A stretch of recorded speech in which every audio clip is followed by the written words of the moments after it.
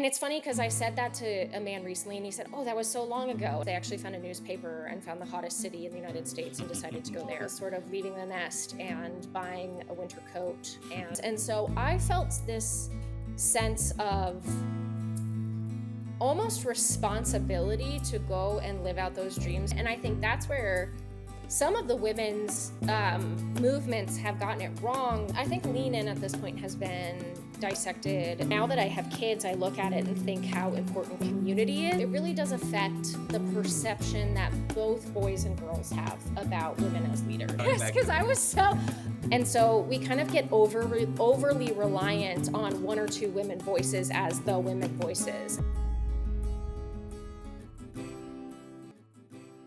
Hey everyone, welcome to the Wide Worldview podcast, where we bring you relatable journeys of relatable people who fought relatable fights towards emotional sustainability.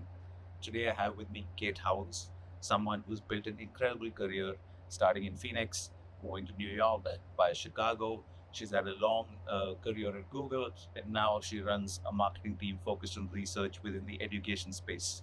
She brings a unique perspective to being a woman in corporate America and dealing with themes of burnout.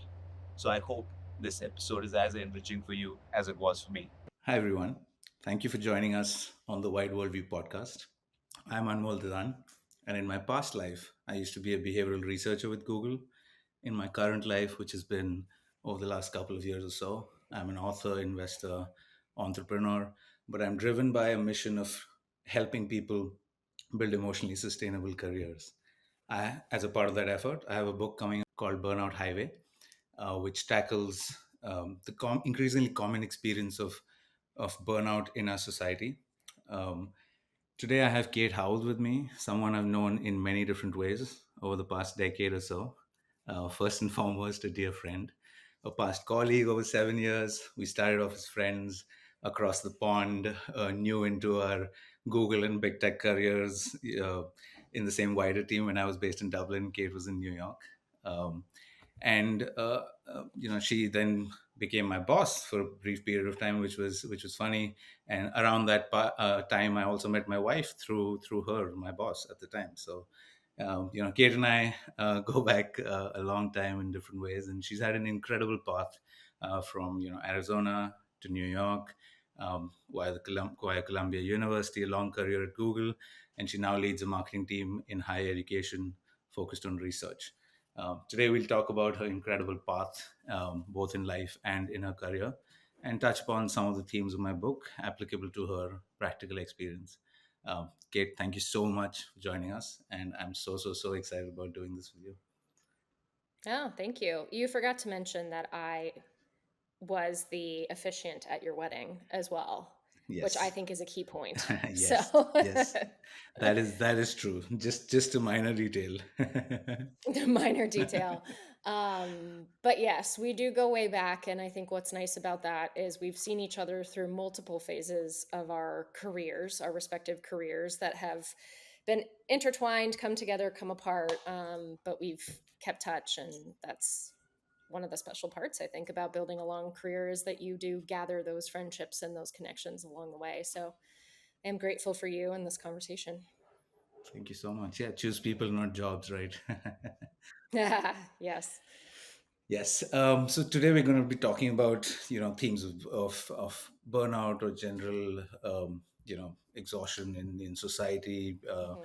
But we want to set the scene a little bit with some of your own unique experiences. So tell us a little bit about yourself, where you're from, your family, some of the societal stuff that you grew up around, and we'd love to hear more about your journey. Yeah, sure.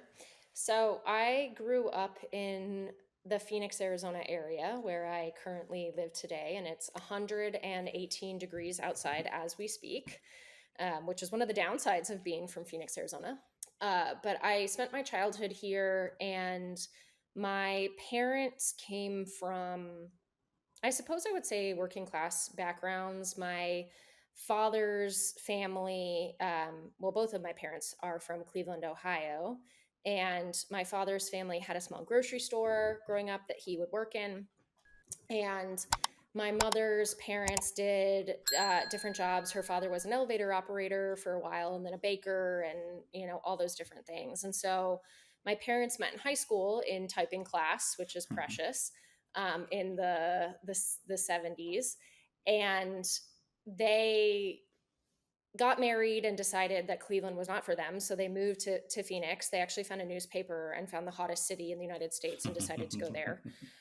That's a very abridged version of it. But so they came here, and my father started his career away from his family as a police officer. And so he worked as in Cleveland PD, very brief time in Miami when they lived there, and then in Phoenix, and actually Scottsdale PD. And by the time that I was born, he had transitioned into more of an office job. And he was an entrepreneur, and so I can talk more about that later. But he was very, very driven and ended up making a very successful career in life for himself, despite not going to college. And despite being a little bit of an outsider to finance, he made his way into that industry. My mother had many different jobs at banks, worked at some daycares, those kind of things. And then my parents got divorced when I was 4. And my mother went back to school, got her bachelor's degree and her master's degree in education, and became an elementary school teacher. So that was the construct. And I have 2 siblings who are much older than me, 6 years older and 9 years older. And so um, in some ways, I kind of felt like an only child because they left the house, when I was still quite young. And I went to high school in Arizona. And then, after a while, just decided I wanted to go somewhere else. I wanted to be in a more urban environment. It's time for a change. And so I ended up leaving to go to Chicago, and I went to University of Chicago undergrad and studied economics. And that was really the start of it all, was sort of leaving the nest and buying a winter coat and um, exploring the world. So it feels like a little bit of an American quaint story, starting in the suburbs somewhere and then deciding to go to the big city and build it from there. Yeah, I definitely relate to that as well, given, I grew up in a small part of India and went to Bombay, which is kind of like our New York. Melissa, my wife, who Mm, you know very well as well, she probably mhm. had a similar, she definitely had a similar thought process as well, where she was like, I want to get out of the. That sounds like an incredible The journey. So suburbs. you went to University of Chicago, and then you also had your B school at Columbia as well, and then Google. So you had a lot going on over the past decade or so, and Hmm. then the move back. Uh, so was Yeah. there a North Star, or sorry, you were saying something? Go I was going to say it's actually been 2 decades because I'm turning 40 ahead. this year. So, well, almost 22 years Wow. of career, school, all of that. But sorry, you were saying No, I'm saying a question. that's why I'm so happy to be doing this with you, because you have so much of depth of experience and relatable experience that I think Hmm. people who are listening to this will probably relate to. I want to touch upon some of the things that maybe were your driving forces through your early adulthood, all the the transition and the change that you obviously must have managed through your different phases of your, not just your education, but then your career, the moves. um, so was there a North Star? How did where you grow up frame and affect some of the decisions or paths or choices that you made? uh, Absolutely. I think there are there's aspects of coming from a divorced parent family that did influence my decisions. So the fact that, I saw my mother go back to school when I was such a young child, and she was going through college, doing exams, doing projects, trying to parent at the same time, work at the same time. She was really busy, she was really stretched, she was really stressed. And it certainly instilled something in me to make sure that I stood on my own 2 feet before I was ever dependent on someone else. And that's not a disparagement to my mother whatsoever. We grew up in very different times. We Yeah. had very different societal expectations, and I have so much respect for her for what she, did in the aftermath of that divorce. But it did make me think I will never be financially dependent on another person. And it also showed how important education was to go through at that time. And so I didn't really know what I wanted to be. I didn't have a dream job. I didn't want to be a doctor or a lawyer or any of those things. In fact, I would have never known what I was going to be, because when we were growing up as children, Google didn't even exist, and Yeah. digital marketing didn't even exist. And Yeah. so um, it's not like I went into some dream career path, but I knew that I needed to have a career and I needed to be somebody who was self-sustaining. So that was a huge motivating factor. And another part of my childhood that I only really am starting to understand now is school was actually sort of an outlet for me in a lot of ways. Like, studying was something that helped me feel good. It was something that I was interested in. I had a lot of natural curiosity. And so I ended up going toward more of this path where, I went to a really hard undergrad and then went to business school because I genuinely enjoyed the academic experience. And I think that's what also drove me to some of my career Mm. choices as well is, again, I didn't really know what I wanted to be, but I would get interested in things and just think, I want to learn more about that. And so, you know, while I was studying economics, I tried a internship in finance and hated it for many reasons. And then did an internship in marketing and few other different things. I was a waitress at a diner for a little bit, which was actually pretty fun. And then I ended up, just through serendipity, kind of finding my way into advertising and marketing through connections.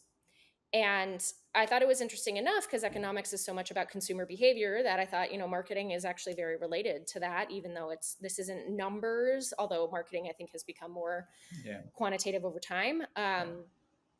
It was just that kind of curiosity and the conviction of I need to build a career that drove me there. Yes, thank you so much for sharing all that. Really appreciate it. Um, you talked a little bit about the driver maybe being a degree of comfort, and I come from a humble background as well, in one of the poorest Mm. states in India, right? So it's like, so Mm. um, I do relate to that feeling of, like, one of the things I mentioned in the book as well is how my childhood was looking at adults from afar, and always concluding that money is the answer, you know and that Mm-hmm. did drive me for a while. Were there aspects of uh, womanhood in early adulthood that you, as especially as a woman, were you even more motivated to figure out a certain Yeah, path, or yeah, just love to explore that a little bit. sure. Yeah. Um, I think it's important to remember that in the United States, women only got the ability to have their own bank account in the 1970s. Wow, I didn't know that. And yes, so that's when it became legal to have your own bank account without a male cosigner, like your husband or father or whatever. So, and it's funny because I said that to a man recently and he said, "Oh, that was so long ago." And it's like, well, actually, in the span of history, that's not that long ago. Yeah, it doesn't seem long Like, ago that to is me. within, right, that is within the lifetime of women who are alive right now. Yeah, So that's to crazy me, to me. Yeah, I'm right, pretty shocked by exactly. that. I know, right? And so to me, maybe I need to double check it was that and not that you could make your own company. I'm pretty sure it was your your We'll your bank account. we can Fact check add a note if there's it. we'll make sure. But if it's within the next 50 to 100, last 50 to 80 years, I think the point still stands. Okay. Yes. So I think that we're not that far off from the, I guess it's not, it shouldn't be a privilege, but I guess it sort of is, of being able to build your own economic future. Yeah. And I do respect and think about how different, like I mentioned, my mother's circumstance or even my grandmother's circumstances are from mine. Yeah. And the fact that I had the ability to choose a career and wait to choose a husband and not have to have kids by a certain age. I mean, certainly there's still those pressures, but it's nothing like what it used to be, where it was completely expected or you were sort of an outcast. I mean, we're in a different time, but we're not that far away Yep. from when that was. And so I felt this sense of almost responsibility to go and live out those dreams because of the women who couldn't, just in such recent history. And I think about with grandmothers and other people, like, what would their life have been, how would it have been different if they had had the freedoms that I have and Yeah. have had in my life. Yeah. And because I was curious and motivated and driven, I thought I should go and follow that. Like, why not? Like, what's Yeah. holding me back from following it? I can, so I should. Yeah. And it almost became this, maybe went too far into independence, where now that I have kids, I look at it and think how important community is. Yeah. And when I was a young single woman, it was like, I'm going to make my own way in the world, kind of like, Yeah. forget everyone else. I'm going to go build my career. And now I look at it and I think how much I cherish the connections that I have around me and the people who I have around me. And that has been a shift over time, where you have to have a happy medium of, Yeah. go build that career, be independent, but don't forget the people around you and how important that is too. Because I think I lost my way at some points where I was so fixed on building this independent career that I forgot about some of the other things in my life and how important those connections, friendships, relationships, family relationships were, because I was so hyper focused on being financially independent and going out and building this career. Thank you. So in a way, independence, I think fueled you to a large extent. And to Hmm. your last point about the importance of community, we've always needed a Yeah. village, right? Since we've settled down as human beings, but I think, in the last Yes. few decades, have started underestimating the importance of that village, and potentially Yeah. individualism, and the increasingly lonely, tech-driven lives we lead as well. And I think in the US, just especially parts of where you are, the physical space, Hmm. how sprawled out everything is. You need to get into a Yeah. car to get coffee. The micro interactions you Hmm. have with strangers also are, those are getting robbed. Yeah. And even in an elevator or the subway, Hmm. everyone's just looking at their phones now. So that problem just gets exacerbated, and we just having Worse and more worse. and Yeah. more and more and more time on screens. But uh, what you can yourself experience is your physical space around you and the people around you. And Hmm. we're just so Hmm. hyper connected but so disconnected as well, I feel. And that's something that I think, just the way American society is also set up, I think exacerbates some of that, just by nature of the sprawl as well, amongst other the lean towards individualism. So yeah, that's very I interesting to think hear. Yeah. that's so true. And I don't remember where I read this, but I read something about how children that grew up, I can't remember the exact time frame, but maybe in the 90s and the early 2000s, there was sort of this scare around children being abducted, by strangers, kind of thing. And I think there were some prominent cases where that happened, and it kind of got really blown up in the news. And obviously that's a horrible thing to happen, but it made people sort of close off, Yeah. where the kids couldn't go outside by themselves and play with the neighbors and all that. And it cut off a lot of even your independence as a child to go and make those connections and see your friends down the street, and more of that communal living, communal parenting.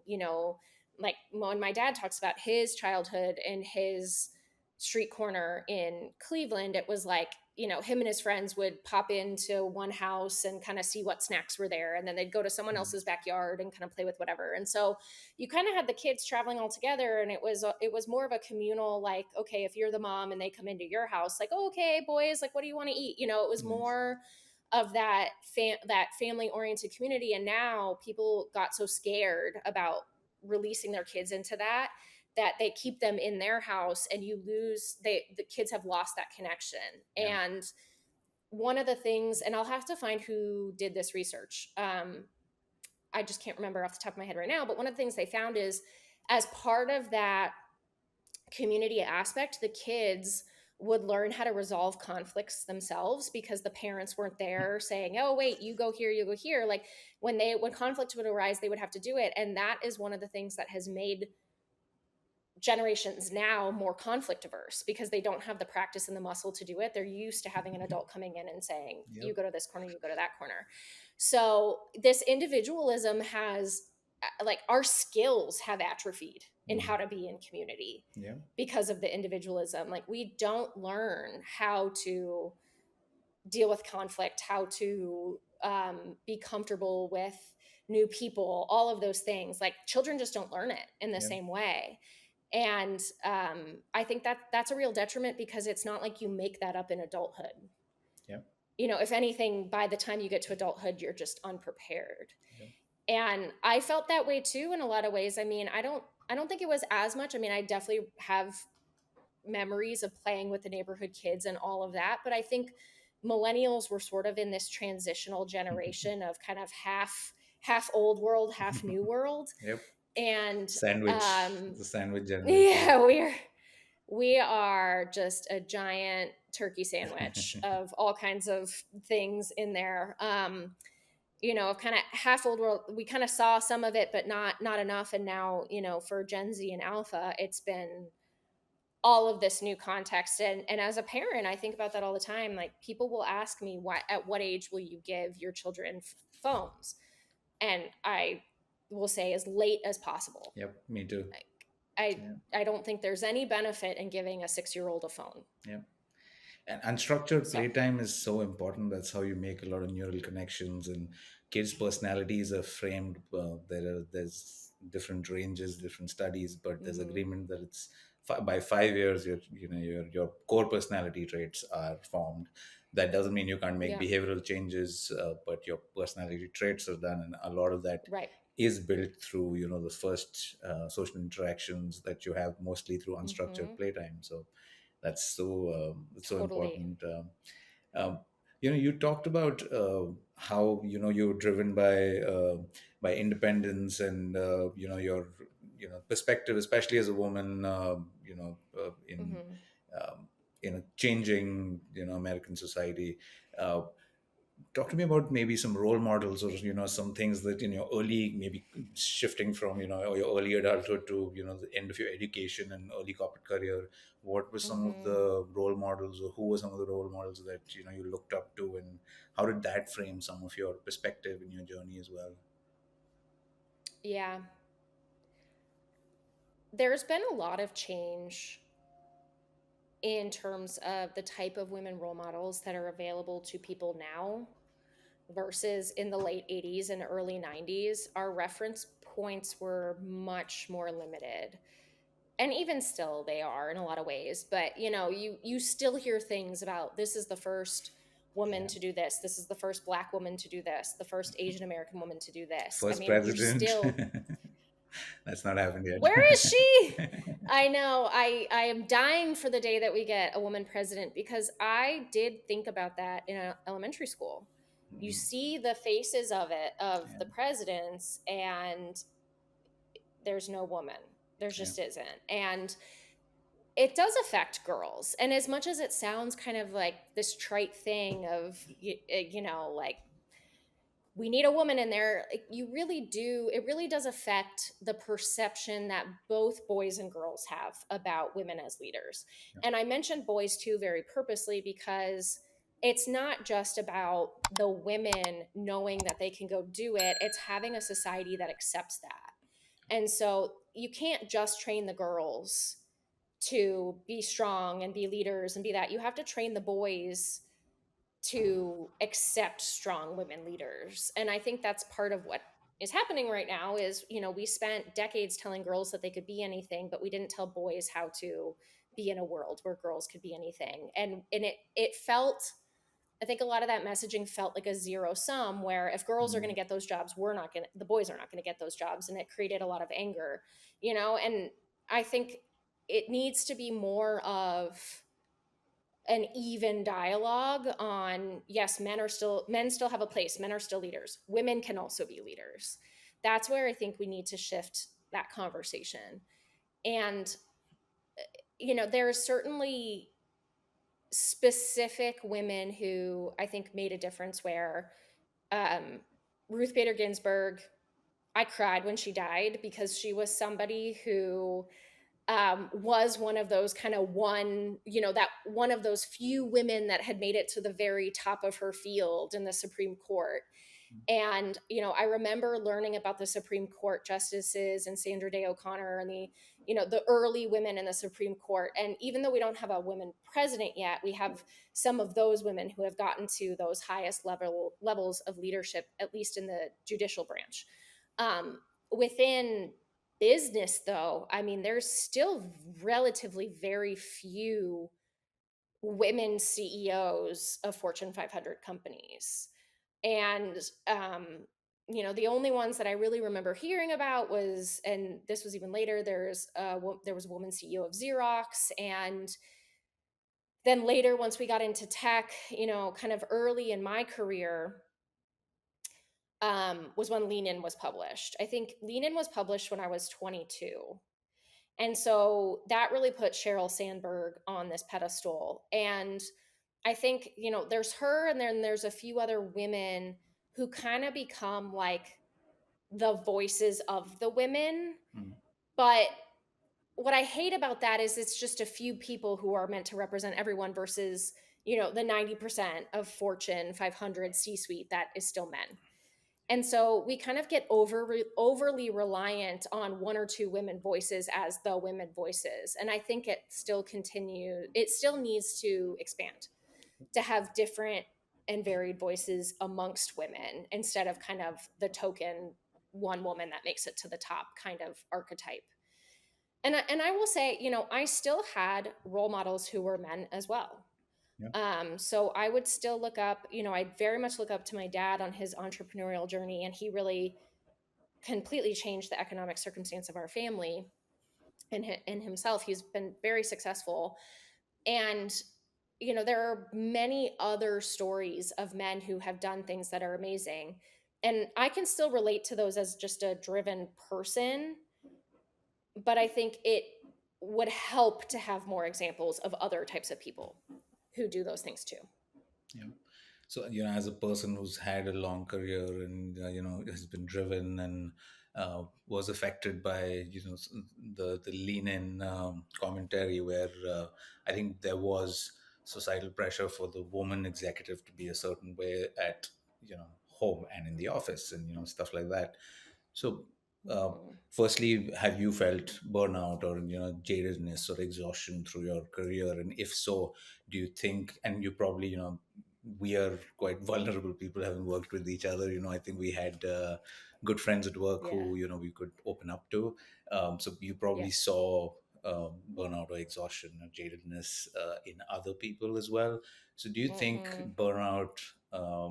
Especially in the corporate world, affects women differently than men. I think Lean In at this point has been dissected, and it's gotten to a point where the flaws are more well known. When it came out in 2008 or 2009, whatever year it came out, I can't exactly remember. It was almost like the Bible for working women. And I remember at the time not liking it, but feeling like I couldn't say that Me because if too. you criticized it, it was like you were criticizing Mm, women at work. mm, But the thing that bothered me about it, and so many other people have now talked about that bothered them about it, is putting the onus on the women to just work harder. yeah. And the examples that were given in it were crazy. Like people who went back to work after a few weeks of giving labor and brought their child to the office with a nanny. You know, it's like things that are not accessible for most working women. And um you know, it didn't, and it was like what I was talking before about boys and girls on how you have to talk about it together. It was speaking only to the women on how you change to fit the corporate environment versus talking in a larger scale about how the corporate environment needs to change to be more inclusive and accepting of different people. So because that was my first year or two in the working world, I think for a lot of millennial women, we really internalized that as the model. This is the model for how you become successful in the corporate world as a woman. Is you you almost have to pretend like there's not any other side of you with a family, and you keep it completely separated. And in a lot of those stories in lean in, they're sacrificing the time with their children or their families to go lean in at work, you know. And to me, unfortunately, you know, that kind of was what I have always had the expectation that my career would need to be successful. And I think that there's been a shift. Obviously, I don't think that's really the Yeah. consensus anymore, is not that model. However, I think even though we're talking about how that's not right, the accommodations and the changes still haven't really come. Yeah. We still don't have paid maternity leave in the United States. Yeah. We still don't have school schedules that align with the workday. Yeah. Mothers or parents still have to go pick up their kids at 3:30, Yeah. and then they end up getting online at 10 p.m. trying to catch up from the time they missed or before. You know, we still don't have the structure that we need for it to be successful.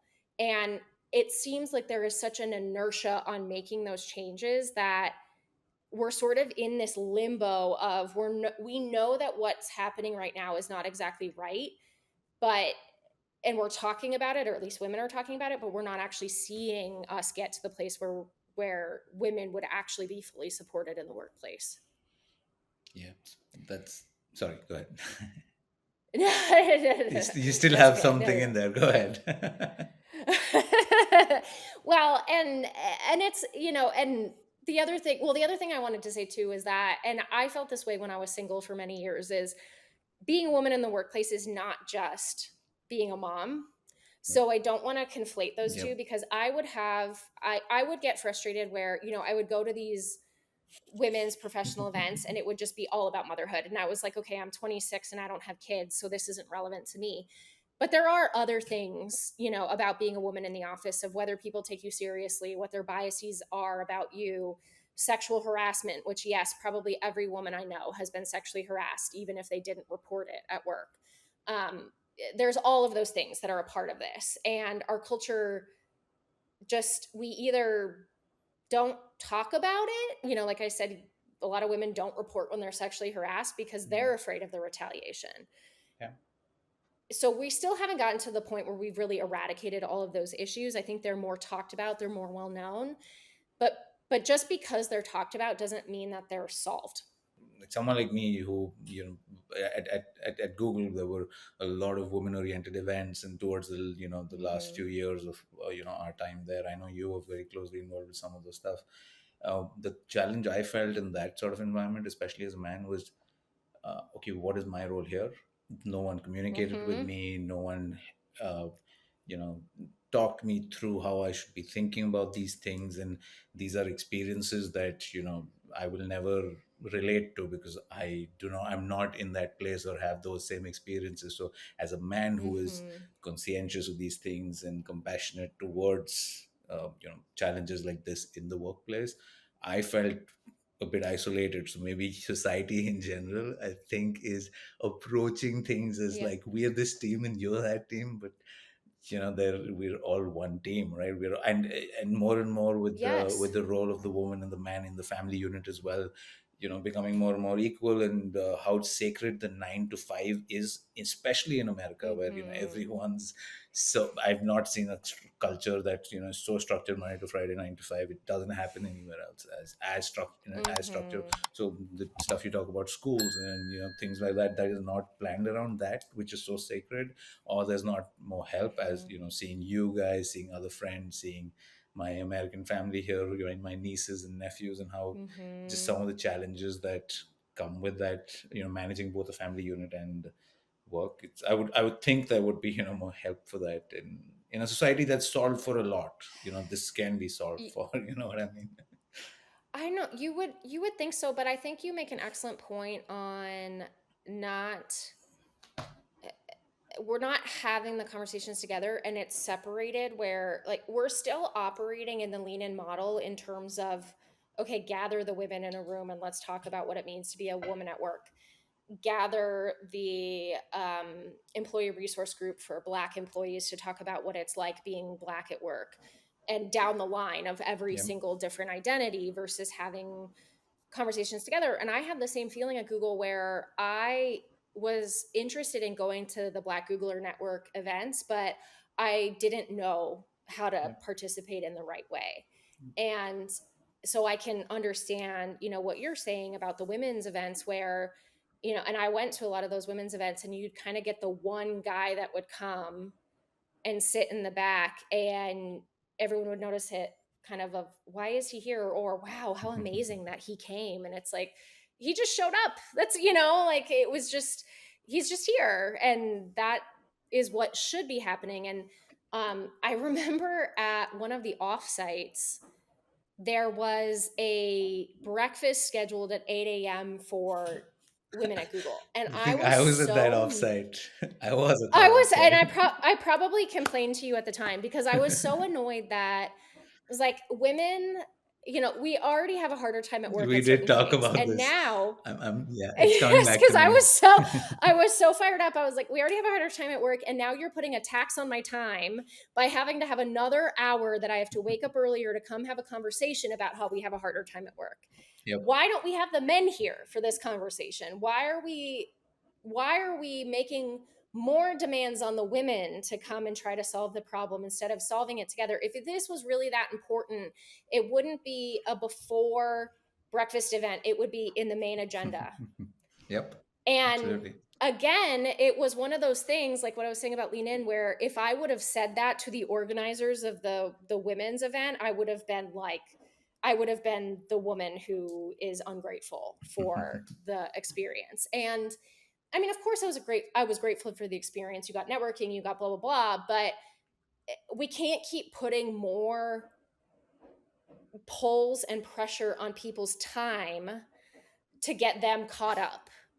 Like the Yeah. fact that women, already have these struggles with balancing childcare and daycare, which men are doing a lot more of that too now. So I don't want to downplay that. My husband is amazing at that, but you know, people are already stressed about their time that they have to spend on juggling so many things. And so by putting these extra events on and these extra trainings and whatnot, it at some point it doesn't help.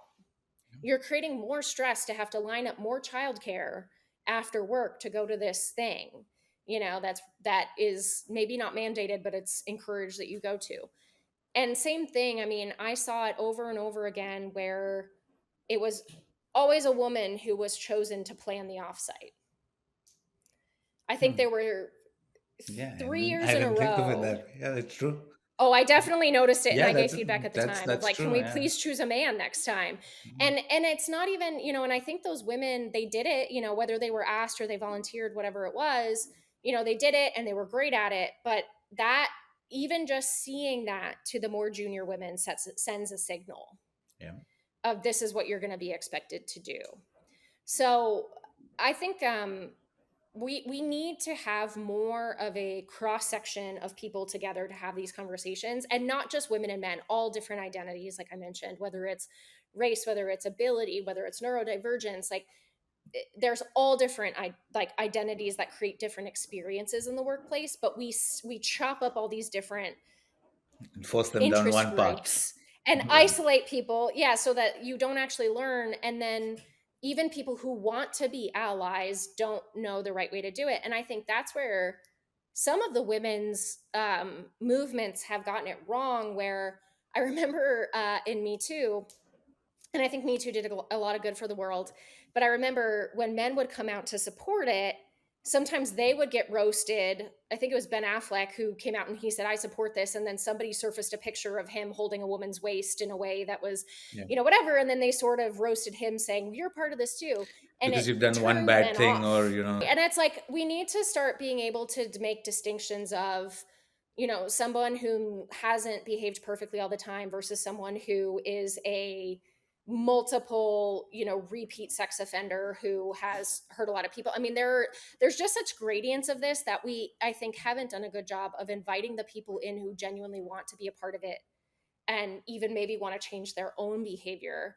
I think you could still have done something harmful but want to change and be a good person, and we don't create the space for that in a good way. Like, even myself, like, I grew up in a mostly white environment where I was very ignorant to different experiences of people from different races and different backgrounds, and I probably said a bunch of stupid stuff in my earlier life and earlier career because I didn't know, but I wanted to learn. yeah, And I look back at that and cringe, thinking, oh, I wish I had known more about this or that, but like, it was not in my set of circumstances to know about it.